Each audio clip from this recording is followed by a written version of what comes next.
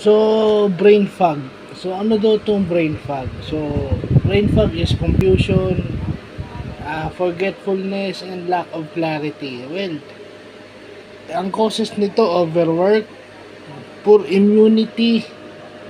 Ibig sabihin ng poor immunity is lagi ka nagkakasakit, so lagi kang lutang. Di ba? Kaya ko, nung last week lang, di ba? Nataon na sa biyahe pa.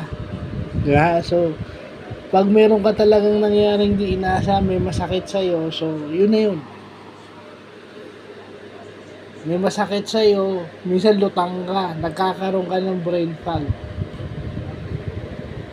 Hindi ganun ka-alerto yung isip mo. So, yung pala ang tawag doon pag medyo lito ka. At saka pag nag-i-spend ka daw ng maraming oras sa cellphone at sa computer, yon. Kasi dahil sa radiation siguro, it causes brain fog. So, yung ibig sabihin lang ng brain fog is yun. So, buti nalalaman natin yan. So, yun lang po.